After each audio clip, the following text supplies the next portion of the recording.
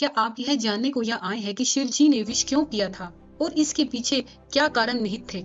यह कथा बहुत ही रोचक है, जो देवता तथा दैत्यों के द्वारा समुद्र मंथन से जुड़ी हुई है। इसी घटना के बाद भगवान शिव का एक और नाम नीलकंठ पड़ गया था। जबकि यहाँ प्रश्न ये उठता है कि भगवान शिव ने विष क्यों पिया था, क्योंकि समुद्र मंथन का कार्य तो भगवान विष्णु के आदेश पर देव दानव कर रहे थे। आज हम भगवान शिव का समुद्र मंथन में योगदान तथा उनके द्वारा विष पीने की कथा के बारे में विस्तार से जानेंगे। सबसे पहले हम बात करते हैं भगवान शिव ने विष क्यों पिया। जब सृष्टि में महाप्रलय आई थी, तब बहुत से अनमोल रत्न और औषधियां समुद्र की गहराई में समा गए थे।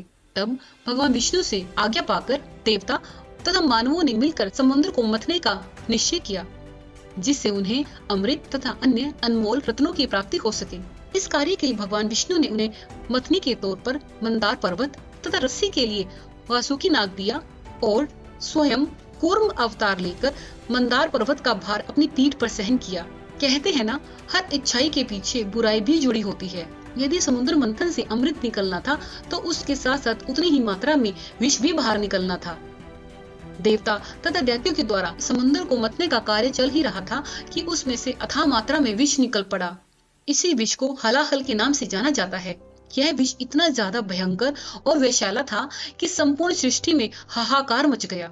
इसमें से तीव्र मात्रा में विषैली गैसें निकल रही थी, जिसे देखकर देवता तथा दैत्यों दोनों में भय व्याप्त हो गया। कोई भी इस विष के पास नहीं जाना चाहता था तथा न ही किसी में इतनी हिम्मत थी। यह विष संपूर्ण सृष्टि का नाश कर सकता था। आखिरकार भगवान शिव जी ने ही इस विष को पिया था। समुद्र मंथन के समय जब यह अथाह मात्रा में हलाहल निकला, तो देवता और दानवों को कोई उपाय नहीं सूझा। ऐसे में सभी देवों के देव महादेव के पास सहायता मांगने गए। उन्होंने महादेव से इसका कोई उपाय निकालने की याचना की। जब महादेव ने देखा कि इस विष के द्वारा संपूर्ण सृष्टि का विनाश संभव है, साथ ही इसे ग्रहण करने की क्षमता किसी और के अंदर नहीं है, तब वह स्वयं उन्होंने उस विष को पीने का निश्चय किया। इसके पश्चात महादेव ने उस विष का प्याला लिया तथा एक ही पल में संपूर्ण विष अपने कंठ में उतार लिया।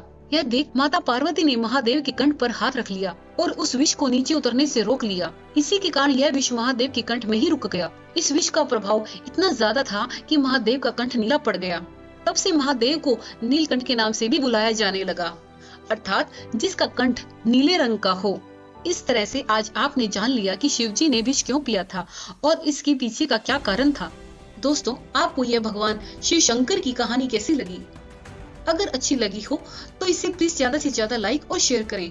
भगवान भोलेनाथ आप सभी पर अपनी कृपा बनाए रखिए। मिलते हैं एक ऐसी वीडियो के साथ, तब तक के लिए धन्यवाद।